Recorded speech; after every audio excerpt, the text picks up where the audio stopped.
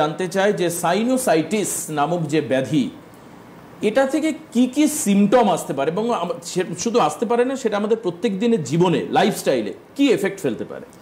দেখুন, সাইনোসাইটিস প্রথম তো বলবো সাইনাসে ইনফেকশনকে বলা হয়। এবার সাইনাস ইনফেকশনটা দু প্রকারে হয়, একটা হচ্ছে ব্যাকটেরিয়া ইনফেকশন আর একটা হচ্ছে আমাদের ভাইরাল ইনফেকশন।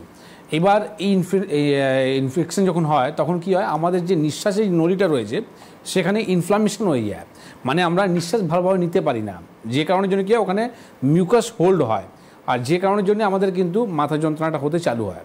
এবার সাইনাসের সমস্যার জন্য শুধু মাথা যন্ত্রণা হবে শুধু তাই নয়, অনেক পেশেন্টকে আমরা দেখতে পাই চোখে কিন্তু ব্যথা হয়, আবার দেখি আমরা গালে ব্যথা হয়, হ্যাঁ, দাঁতের ব্যথা হয়। তো এইরকম সিমটমসগুলো যাদের হচ্ছে তারা কিন্তু সমস্যা সাইনাস থেকে সাফারিং ভুগতে পারে। এখানে আমরা দুটো ভাগ করে দিয়েছি সাইনাসকে। একটা হচ্ছে যখন আপনি 10 দিনের ভিতরে যদি সমস্যায় থাকে তাহলে এটা হচ্ছে অ্যাকিউট, আর যখনই এই সমস্যা যদি 1 মাস রয়ে যায় তাহলে এটা হয়ে গেল ক্রনিক। তো এবার অ্যাকুট হোক বা ক্রনিক হোক, দুটো থেকেই কিন্তু আপনাকে আজকে এই যে সিমটমসগুলো যেটা বললাম, মানে কি কি হতে পারে আপনার এই যে মাথা যন্ত্রণাটা হওয়া, প্লাস যাদের অ্যালার্জি আছে তাদেরও কিন্তু দেখা যায় এইরকম সমস্যাগুলো, জ্বর, সর্দি, কাশি হয়ে যাওয়া, হাঁচি হওয়া, এটা হয়। এবার আপনারা যখন আমরা এক্স রে রিপোর্টটা করাই পিএনএসে, তো যখন দেখতে পাই সেখানে কোনো রকম আপনার পলিপস রয়েছে বা আপনার কোনো হাড় বেড়ে রয়েছে বা হাড় বেঁকে গেছে, তার জন্যও কিন্তু সাইনাস সমস্যা আসতে পারে। তো এইবার সাইনাসের সমস্যাটা যাদের আছে তাদেরকে আমি কিছু তো টিপস দেবই, যাতে এই সমস্যা থেকে কী করে ভালো হয় বা কী করে আপনি রিলিফ পাবেন। কিন্তু একটা জিনিস আপনাকে বলে রাখি, কি কোনো দিনই আপনি এক্সপেরিমেন্ট করবেন না। সবসময় মাথায় রাখুন কি আপনার একটা ডিজিজের জন্য 10টা মেডিসিন হয়, এবার কোন মেডিসিন কিন্তু আপনাকে দিলে কাজ হয় এটা একটা ডক্টরই বলতে পারে। তো আপনি সবসময় এক্সপেরিমেন্ট না করে আপনি ভালো যে আপনার আয়ুর্বেদ ডক্টর রয়েছে তাদেরকে জিজ্ঞেস করে আপনি মেডিসিনের যে নামগুলো বলবো সেটা আপনি ব্যবহার করবেন। তার সাথে সাথে বলবো আপনাকে জল বেশি খেতে হবে।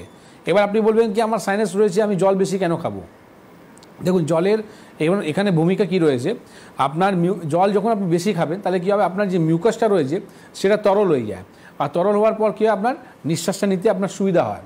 এর সাথে সাথে আপনি টক ফল খাবেন, মানে আনারস হলো, মৌসম্বি হলো, এই ধরনের আপনি টক ফলটা আপনি ব্যবহার করবেন। আর চা আপনি খেতে পারেন, চায়ের মধ্যে আপনি তুলসী পাতা দিয়ে, আদা দিয়ে, হ্যাঁ, আর দালচিনি দিয়ে, এটা দিয়ে আপনি চা আপনি ব্যবহার করতে পারেন। আর একটা প্রাণায়ামটা বলছি, এই প্রাণায়ামটা আপনি করতে পারেন। এই এক নাক দিয়ে আপনি নিঃশ্বাসটা নিলেন, নিঃশ্বাসটা হোল্ড রাখলেন, আবার এই নাক দিয়ে নিঃশ্বাসটা আস্তে আস্তে করে ছাড়বেন, আবার এই নাক দিয়ে নিঃশ্বাসটা নেবেন, নিঃশ্বাসটা হোল্ড রেখে আবার এই নাক দিয়ে নিঃশ্বাসটা আস্তে আস্তে করে ছাড়বেন। এই আপনি ব্যায়ামটা করতে পারেন, তাতে আপনি অনেকটা রিলিফ পাবেন।